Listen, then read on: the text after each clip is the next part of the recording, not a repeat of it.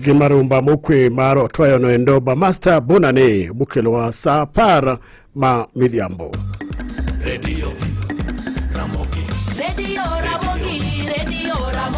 Karchu Radio Ramogi Weche maka kod kacha Joluo duto e piny Luo duto. Radio Ramogi, #1 station for the Luo nation. Jatend piny Kenya William Ruto pod medo yudo seyo kaluwore kod chik manyiso golo ne obila ewi kaka owinjore bed ni gikedo kod jong'anyo. Jatend migawo mar thieth Aden Duale koroko ne jonyuol mondo mi kik bed kod luoro moro amora ewi chanjo ma sani chiwo ne nyithindo mano ma kedo kod typhoid kod ang'iew. Ka jotend kanise kaunti ma Siaya koro dwaro mondo mi one kaka inyalo tieki kuo mag jamni mamedo jimbore gwengego piny Maru.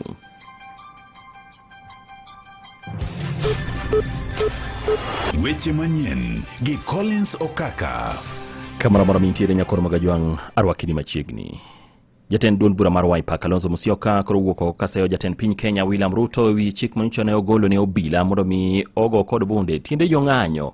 Ka okoni chik ma kamano kowinjore bed ni wuok e dho jatend piny. Kalonzo mane loso e nyasi mar lamo di chik ma kawuono e gwenge ma Mwingi North wacho ni jatend piny Kenya owinjore bed ni wacho weche manyalo riwo wi oganda jo Kenya mok maket kod mago manyocha ne owuok e dhogego. Ruto Kalonzo bende okone jatend piny Kenya ni mondo mi oket maino mare e chopo singo mane omiyo oganda jo Kenya ni mar thuolo mare mar bedi apis. Okayo chope giko ni mar kochopo 2027 e yiero maduong' ma biro oganda jo Kenya biro kowe pacho. Therefore, Mr. Ruto, prepare to pack. Prepare to pack. And don't make it worse. Because in a democracy, you lose under one term, you go home, but not make it complicated for yourself. Because if you commit crimes, kama ya kusema shoot to kill, then the country will be watching. Seche gogo bende Kalonzo seyo ja mano speaker mar od bura mamalo Moses Wetangula kaluwore kod weche moko mamiyo wuok e dhoge e kinde manyocha ne otimo limbe gwenge mag Hoho mar Okak kama ne ojiwo jodak ma gin jogo mawuok e dhot mar oganda ma Hoho mar Okak kuno manokono mondo mi ochung' motegno kendo ne ni girito jatend piny Kenya. Ka Kalonzo wacho ni weche maket kod magi gin mago ma medo mana kelo tungni e kind oganda e kinde ma jotelo igeno ni owinjore bed ni wacho weche manyalo nyayo kwe. Jana anasema huko sijui huko anaenda huko Trans Nzoia akaanza siasa ya ukabila akasema Kalenjin amukeni mtoto wenu anapokonywa serikali.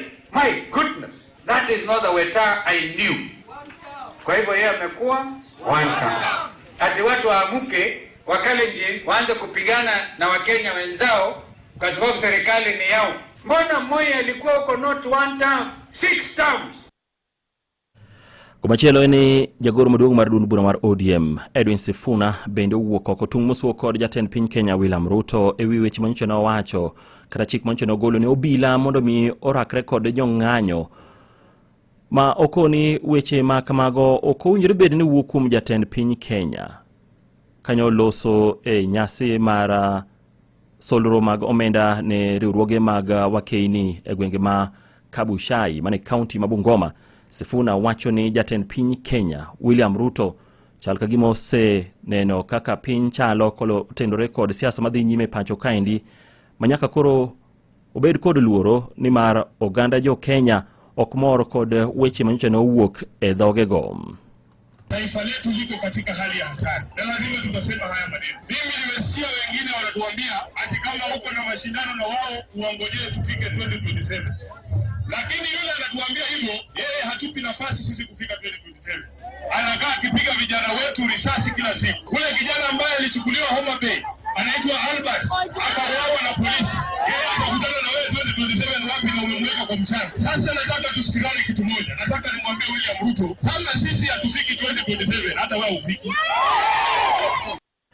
Sifuna bende koro kwayo duol manyien mar IEBC ebwo jakom margi Erastus Ethekon mondo mi okaw okang' kaluwore kod chik ne moko kuom jood bura manyaka sani osebedo ka puso weche moko e dhogi ne gibiro kwalo ombulu mabiro magana 227 ka okoni weche maket kod mago mi oganda jo Kenya bedo kod to e chunygi e wi tich ma koro nitiere lwet IEBC motelo ne yiero maduong'. Wewe unatuambia tungoje 2027 na marafiki zako wanatuambia mnapanga kuiba 2027. Saa hii tuko na IEBC. Mimi kama wakili najua sheria iruhusu mtu kuhujumu matokeo ya uchaguzi kama mtu ametangaza wazi kwamba anataka kuiba kura. Hawa jamaa Ethekon na ndugu zake wengine wameingia IEBC juzi. Waite hao bunge ambao wanasema wataiba kura kwa ajili ya William Ruto waweze kujibu haya maneno, kwa sababu sisi tunangojea ile siku ambayo tutapewa kura. Haki ya Mungu by saa 2 Ruto atakuwa ameenda nyumbani. Komachelo ni Senator mar County Mabusia Okiya Omtata bende owuok oko ka seo jatend piny Kenya kaluwore kod weche ma osebedo ka wuok e dhoge ndalo machuok ma osekalo chien. Ka bende Omtata wacho ne jatend piny Kenya ok osenyiso chia mar telo makare ni mar kinde ma winjore bedo ne obedo ranyisi mar kelo oganda jo Kenya kanyakla to nitiere weche ma wuok e dhoge ma chal ka gima kelo akwede e kind oganda. Reporter marwa Armstrong Osutwa miyo waler mathoth. Hii kisirani ni ya nini? Hii fujo yote wananiletea. Mbona hawakuletea Kibaki? Mbona hawakuletea Uhuru? Eweche jatend piny machiegni ni kawo yango ni nitiere dhot moro machano thiche oko e kom kendo wuoyo tende. I want to tell those characters that they can change this administration using unlawful means at before 2027. Let them try. So that's a part of the false narrative that he's being targeted because he's not a Kikuyu. Basically saying that Kikuyus cannot accept to be led by anybody else. But that's a false narrative because it's the Kikuyus who voted him in. He has failed to govern, so he's looking for an enemy. Senator Mabusia Okiya Omtata okedo malich mokadho jatend piny e wigino mano wacho ni jatend piny mano osedhi rutaya mano Uhuru Kenyatta ne okose kinde tende. Ruto should judge himself according to this constitution. He cannot say that Uhuru Kenyatta was never challenged. We challenged him. I personally challenged Uhuru Kenyatta so many times. Ruto ne oyango ni nitiere chenro ma piny mar jogo matiyo kod ng'anyo mar Gen Z ka gidwaro loko tende ataro mar chik. Wajaribu. Hii ni nchi ya demokrasia na wananchi ndio wanaamua kwa debe uongozi wa taifa letu la Kenya. Jotelo masiro jatend piny kamotingo Speaker Moses Wetangula to kod Senator Uasin Gishu Emmanuel Jackson Mandago dwaro mondo oganda mawuok e hoho mar okaka ma jatend piny wuokie mondo obede opara manyime siro piny owacho kuom jogo mago e lweny. Kata kamano Okiya Omtata dwaro mondo lu chik pachoka. Katiba. The Ruto's line, first and last line of defense is his tribe. Arrant nonsense. Ruto is not a Kenyan president. Ruto is the president of Kenya, and his first line of defense and last line of defense is the constitution. So you get somebody like the Speaker of the National Assembly spewing that kind of rubbish. So Wetangula cannot see a future away from Ruto who is thinking, and therefore is clutching on a straw. So that narrative to me is part of the things we are condemning, and it's very, very dangerous. Nenyakalondo Maramogi and Armstrong Osutwa. Weche gimedo chopo ni kamoro mara mintie Nyakoro Magajwang man kokale nyakalondo mar miero Maramogi. Wadhi nyime bang' nyiriri machuok. Imedo winjo weche manyien gi Collins Okaka.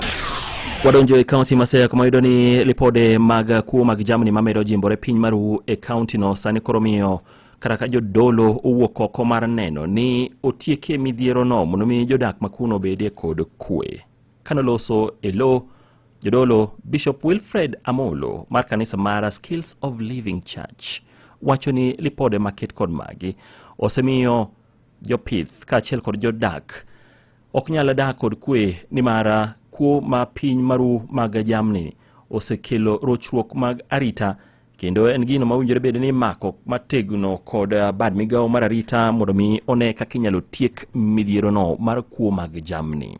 E Siaya County kae nitie kuo mar dhok otieno kotieno to wawinja ni nitie yudhe mobedo sponsored gi jokuo dhok gi to imiyogi siling 2,200 to gidhi e dala ng'ato to giyweyo dhok te to samoro ikwalo kata wido chiliel mamano kende gima koro tegemea tikawo dhoge te to idhigo. Koro wadwa kwayo security ma Siaya nikech ang'eyo ni security nitie kod capacity manyalo wuotho go mondo rom gi jogi mondo yud ni sponsors mag jokuo dhoge akanye.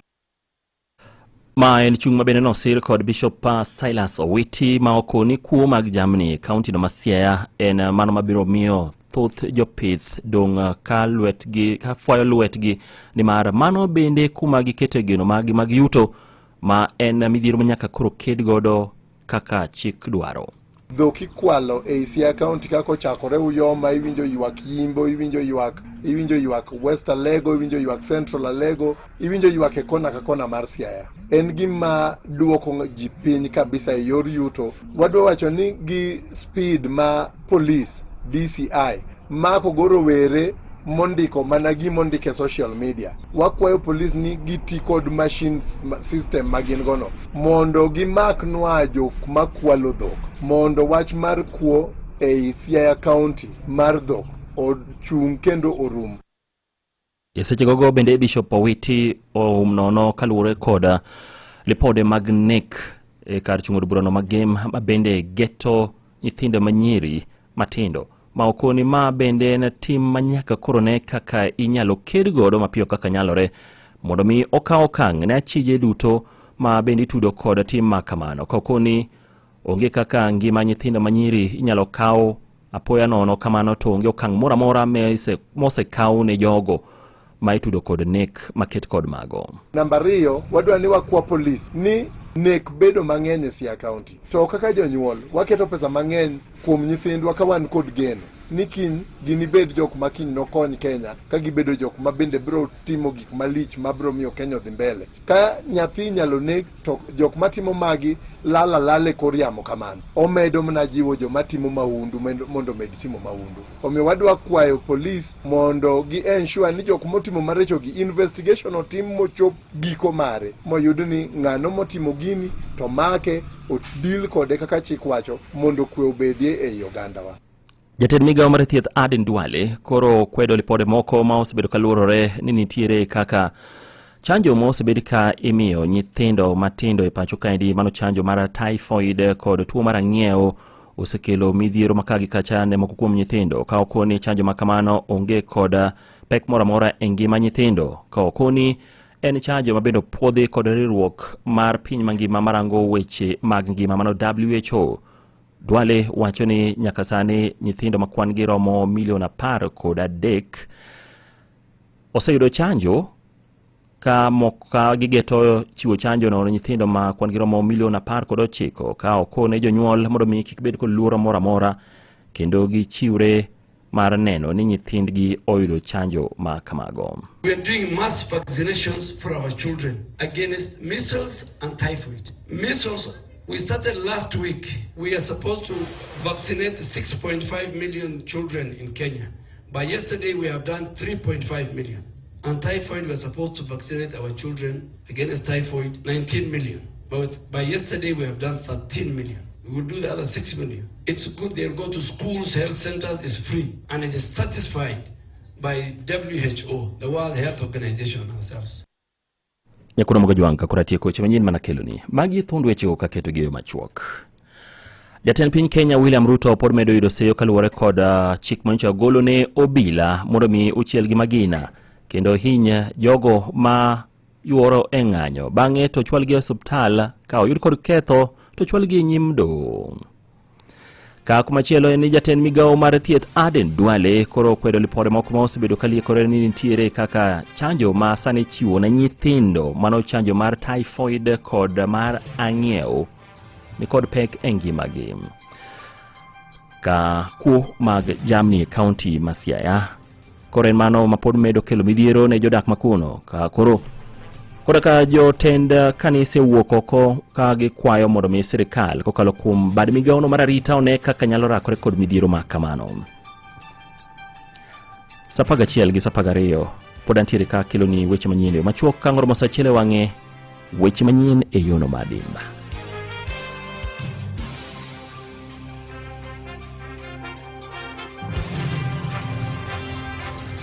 Mago ne weche manyien gi Collins Okaka. Mago ne weche manyien kokale Radio Ramogi. Radio Ramogi, #1 station for the Luo Nation. Ramogi Radio, Radio Ramogi, Karchun Jaluo. En ng'ano manyalo bedo gi geno kuome. En ng'ano manyalo gi yie ni nyalo tero nyithindo e skul kendo